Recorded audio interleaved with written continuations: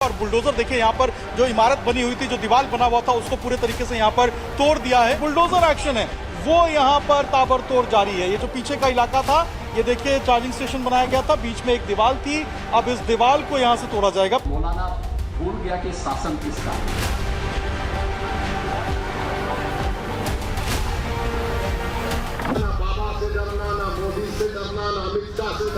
कुछ ऐसे लोगों की गिरफ्तारी की गई जो यहाँ से न होकर बंगाल और बिहार से रहने वाले थे। अरे मुख्यमंत्री बाबा, जब भी दुस्साहस करेंगे ऐसे ही पिटोगे जैसे बरेली के अंदर पीटे गए। पिछले कुछ दिनों से यूपी में जिन्होंने माहौल बिगाड़ा, जिन्होंने बवाल मचाया, उन सब का नॉनस्टॉप इलाज चल रहा है। जिस मौलाना ने यूपी के बरेली को सुलगाया था, उस पर और उसकी टीम पर धड़ाधड़ एक्शन हो रहे हैं। नए नए खुलासे भी हो रहे हैं कि यूपी में बवाल की आड़ में क्या बड़ा कांड करने की साजिश हो रही थी। ये सब आपको बताऊंगा, लेकिन पहले आप ताबड़तोड़ एक्शन तो देख लीजिए। यूपी में आई लव मोहम्मद के नाम पर बवाल करने वालों के खिलाफ बुलडोजर एक्शन की एंट्री हो गई। मौलाना तौकीर रजा के दामाद की अवैध संपत्ति पर बुलडोजर चल गया है। तौकीर रजा के दामाद को पुलिस पकड़ के भी ले गई। तौकीर रजा और उसके करीबियों के दफ्तर और दुकानें, रिजॉर्ट सब सील किए जा रहे हैं। तौकीर रजा की संपत्तियों पर भी बुलडोजर चलने वाला है, यानी फुल ऑन एक्शन। लेकिन आप यह भी देखिए कि इधर ताबड़तोड़ एक्शन चल रहा है, उधर राजनीति भी चल रही है। बरेली हिंसा पर समाजवादी पार्टी के नेता मुस्लिम कार्ड खेलने में जुट गए। ओवैसी मैदान में कूद आए, मोदी योगी का नाम लेकर राजनीति कर रहे हैं। मोदी योगी का नाम लेकर ओवैसी क्या पॉलिटिक्स कर रहे हैं, यह आपको आगे दिखाऊंगा। लेकिन इसी बीच बरेली हिंसा की जांच के दौरान यूपी से एक और बड़ी चौंकाने वाली खबर आई। यूपी एटीएस ने 4 कट्टरपंथियों को गिरफ्तार किया है। यूपी एटीएस ने खुलासा किया कि ये लोग हिंसा के जरिए योगी सरकार को गिराने की साजिश रच रहे थे। मुजाहिदीन आर्मी बनाकर हथियारों के दम पर शरिया कानून लागू करना चाहते थे। गैर मुस्लिम धर्मगुरुओं को टारगेट करके उनकी किलिंग की साजिश थी। ये लोग अपने साथ बाकी लोगों को भी हिंसा की साजिश में जोड़ने की कोशिश कर रहे थे। यूपी एटीएस ने अकमल, सफील, मोहम्मद तौसीफ और कासिम को पकड़ा है। आतंकी इरादों वाले इन कट्टरपंथियों की गिरफ्तारी और उसमें क्या बड़े बड़े खुलासे हुए हैं, आज आपको देखना चाहिए। बरेली हिंसा में कैसे सड़क पर मौलाना तौकीर का दामाद और पुलिस, उनके बीच हाई वोल्टेज ड्रामा हुआ है, कहां कहां बुलडोजर चल गया है, बरेली हिंसा के तार बिहार और बंगाल से कैसे जुड़ रहे हैं, ये सब अब अभी आपको बताऊंगा। लेकिन पहले ट्रेलर देखिए। तो मौलाना भूल गया कि शासन किसका है।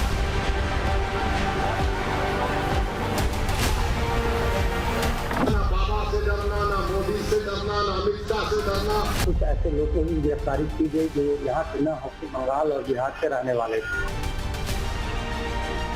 अरे मुख्यमंत्री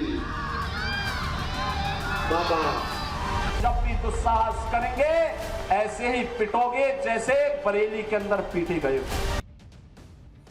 सबसे पहले बात बरेली हिंसा में पुलिस के एक्शन की, जिसे लेकर आज बड़ा बवाल हुआ।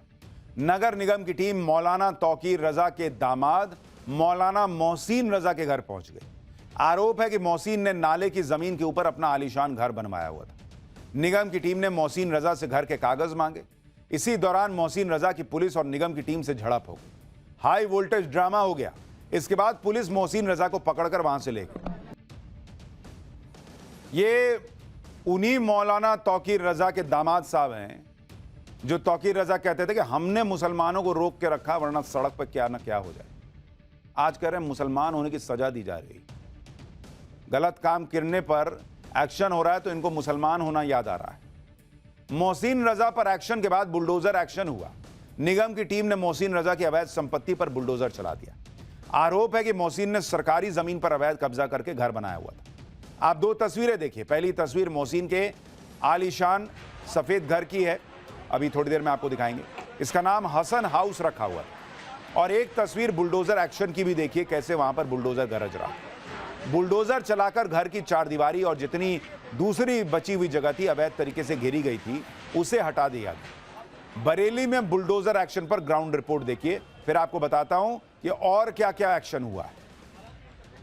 ये अब तोड़ दिया गया, ये देखिए, ये एक्शन शुरू हुआ और ये इसको तोड़कर गिरा दिया गया। ये देखिए, ये जो हिस्सा था उसको जो है यहाँ पर तोड़कर गिरा दिया गया है। दोनों जो दरवाजे थे, इन दोनों दरवाजों को भी यहाँ से तोड़कर हटाया जा रहा है। जो साइड में पट्टियां बनी थी इन सबों को भी यहां से जो हटाया जा रहा है। और अब देखिए यहां पर जो एक्शन है वो लगातार आपको देखने को मिलेगा। अंदर ई रिक्शा भी आपको नजर आएंगे जो यहां पर लगे हुए हैं और इन सभी अवैध निर्माणों पे अब जो बुलडोजर कार्रवाई है वो देखने को मिल रही है। देखिए ऊपर से जो रॉड लगाकर इसको शेड देने की कोशिश की गई थी, इस रॉड पे देखिए ये देखिए एक्शन शुरू हो गया और ये देखिए ये इसे तोड़ दिया गया। ये देखिए जो यहाँ पर एक अवैध चार्जिंग स्टेशन ई रिक्शा का चल रहा था, इसके ऊपर जो बुलडोजर है वो यहाँ पर गरजा है और बुलडोजर देखिए यहाँ पर जो इमारत बनी हुई थी, जो दीवार बना हुआ था, उसको पूरे तरीके से यहाँ पर तोड़ दिया है। बुलडोजर एक्शन है वो यहाँ पर ताबड़तोड़ जारी है। ये जो पीछे का इलाका था, ये देखिए चार्जिंग स्टेशन बनाया गया था, बीच में एक दीवार थी,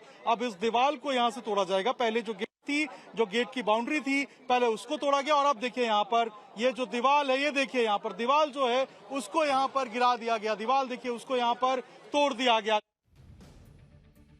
इधर बुलडोजर एक्शन हो रहा है, उधर मौलाना तौकीर रजा के बाकी करीबियों की संपत्ति भी सील हो रही है। निगम की टीम ने मौलाना के करीबी का रिजॉर्ट सील कर दिया। तौकीर के करीबी नफीस का ऑफिस और करीब 74 दुकानें सील कर दी, यानी एक तरह की पूरी मार्केट ही सील कर दी। डॉक्टर नफीस वही व्यक्ति है जिसके बारे में आरोप है कि वो मौलाना तौकीर की इत्तेहाद मिल्लत काउंसिल से जुड़ा हुआ था। आरोप है कि नफीस ने ही यूपी पुलिस के एक इंस्पेक्टर को हाथ काटने की धमकी दी थी। ऐसी भी खबरें हैं कि बरेली प्रशासन ने तौकीर रजा की भी 8 संपत्तियों की पहचान की है जिन पर जल्द बुलडोजर चल सकता है। बरेली में जो उपद्रव हुआ उसे लेकर पुलिस तेजी से एक्शन ले रही है। बरेली उपद्रव में आज 17 और आरोपी पकड़े गए। अब तक कुल 73 उपद्रवी सलाखों के पीछे पहुंच चुके हैं। सब वहां हाथ जोड़कर माफी मांग रहे हैं। यूपी पुलिस ताबड़तोड़ एक्शन ले रही है। 3000 से ज्यादा अज्ञात लोगों पर केस हुआ। आज यूपी पुलिस ने कुछ आरोपियों को मीडिया के सामने पेश किया। ये आरोपी हाथ जोड़कर खड़े थे और इनमें से ज्यादातर लड़के और कुछ बुजुर्ग भी थे।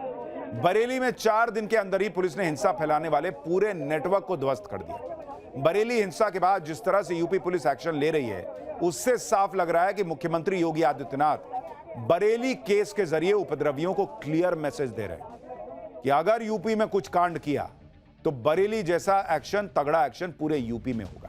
बेटी की सुरक्षा पे सेंध लगाने का कार्य करेगा और जो भी व्यापारिक प्रतिष्ठानों में आगजनी करने का दुस्साहस करेगा, जो भी पर्व और त्योहारों में उपद्रव करेगा, उसको हम पहले से इस बारे में कह देंगे कि उसको बिना मांगे जहन्नुम में जाने का टिकट हम काट करके दिला देंगे। याद रखना होगा, वे जितना सोचते हैं उससे ज्यादा हमारी पहले से तैयारी रहती है और जब भी दुस्साहस करेंगे ऐसे ही पिटोगे जैसे बरेली के अंदर पीटे गए हो। योगी आदित्यनाथ खुला मैसेज दे रहे हैं बॉस कि हरकतें ऐसी होंगी पिटने वाली तो पीटे ही जाओगे। इधर योगी आदित्यनाथ यूपी में उपद्रव मचाने वालों को चेतावनी दे रहे हैं, उधर ओवैसी भड़के हुए। आई लव मोहम्मद से शुरू हुए विवाद पर ओवैसी ने कहा कि न मोदी से डरने की जरूरत है न योगी से। ओवैसी मुसलमानों को जो सिखा रहे हैं कि किसी से न डरना, सही बात है, डरने की जरूरत क्या है? कानून व्यवस्था का पालन करने वाले को किसी से डरने की जरूरत नहीं। लेकिन वो जिन लोगों से कह रहे हैं कि तुम मत डरो, वो लोग क्या कर रहे थे वो दिख नहीं रहा है ओवैसी को। खुद तो मन से भाषण दे रहे हैं, कुछ तो बड़े बंगले में रहते हैं, और जो गरीब मुसलमान वहां आज पुलिस की कस्टडी में है, जिसको पढ़ रही है, जिसके घर वाले तकलीफ में हैं, इनको तो मंच से भाषण दे देना, उनको नहीं सिखा रहे हैं अच्छी बात कि ना ना देश का लॉ एंड ऑर्डर मानो। बरेली हिंसा में जिस तरह से यूपी पुलिस एक्टिव होकर कार्रवाई कर रही है, उसने बरेली को जलने से बचा लिया बॉस। लेकिन पुलिस की पीठ थपथपाने की बजाय समाजवादी पार्टी पुलिस के एक्शन पर सवाल उठा रही। समाजवादी पार्टी के नेताओं का एक दल बरेली के आईजी से मिला और यह आरोप लगाया कि पुलिस कुछ निर्दोष लोगों पर भी एक्शन ले रही है, निष्पक्ष कार्रवाई नहीं कर रही। इस तरह की अपील लेकर सपा के नेता पुलिस के पास पहुंच गए। दूसरी तरफ सपा सांसद रुचि वीरा ने मौलाना तौकीर रजा की गिरफ्तारी पर ही सवाल उठा दिए। असदुद्दीन ओवैसी हो या समाजवादी पार्टी के नेता, ये लोग यूपी पुलिस की कार्रवाई को ऐसा रंग दे रहे हैं जैसे यूपी पुलिस जानबूझकर मुसलमानों को टारगेट कर रही है। जबकि मौलाना तौकीर रजा के भड़काऊ बयानों के वीडियो मौजूद है। मौलाना तौकीर रजा कैसे मुसलमानों को भड़का रहे थे, यह हमने आपको पाठशाला में सुनवाया था। शुक्रवार को जुमे की नमाज के बाद कैसे पुलिस पर पथराव हुआ, गोलियां चली, पेट्रोल बम फेंके गए, ये सब इनको नहीं दिख रहा है। शुक्रवार को बरेली में मुसलमानों को भड़काने के लिए लेटर लिखे गए थे। उस लेटर में लिखा गया था कि हम सबको योगी सरकार को मुसलमानों की ताकत और तादाद दिखानी है। आरोप है कि यह लेटर 26 तारीख को हिंसा वाले दिन पार्षद अनीश सकलानी ने लिखा था। इसमें मौलाना तौकीर रजा का हवाला देकर मुसलमानों से इस्लामिया ग्राउंड पर आने की अपील की गई थी। आरोप है कि हिंसा के दिन सुबह से ही यह लेटर लोगों में बांटा जा रहा था, सोशल मीडिया के जरिए फैलाया जा रहा था।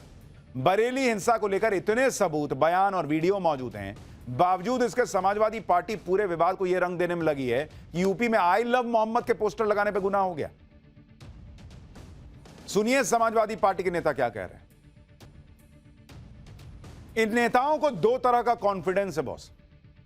एक तो ये कि इस तरह के उपद्रवी मुसलमान जो पकड़े गए हैं उनका भी अगर साथ देंगे तो भी मुसलमान इनको वोट दे देगा। वो नहीं कहेगा कि भाई क्यों आप जो है गलत काम करने वाले का साथ दे रहे हो, उसको मुसलमान क्यों बता रहे हो, उसको सीधा उपद्रवी क्यों नहीं कह रहे। इनको ये कॉन्फिडेंस है कि बल्क में वोट मिल जाएगा मुसलमान का अगर हम ऐसे लोगों का भी साथ दे रहे हैं। और इनका दूसरा कॉन्फिडेंस है कि इतना करने के बाद भी इनको जो है हिंदुओं का वोट भी मिल जाएगा।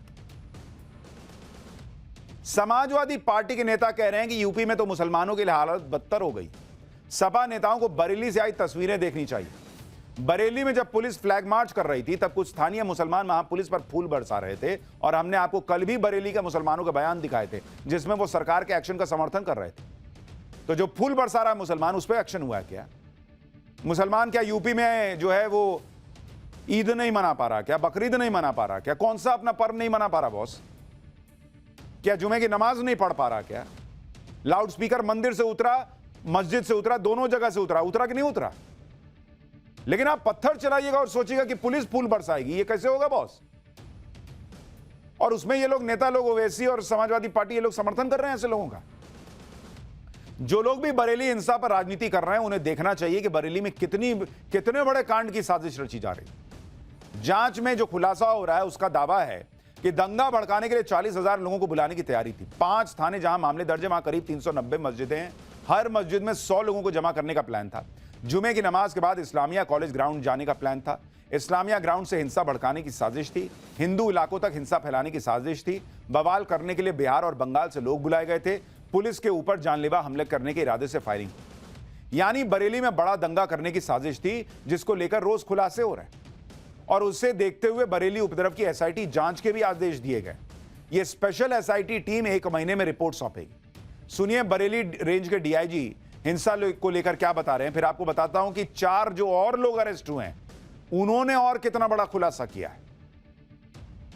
कुछ ऐसे लोगों की गिरफ्तारी की गई जो यहाँ के न होकर बंगाल और बिहार के रहने वाले थे। ऐसे लोगों के खिलाफ भी कार्रवाई सुनिश्चित की गई। साथ ही जनपद बरेली के अलावा अन्य जनपदों के भी लोगों की भी संलिप्तता सामने आई है।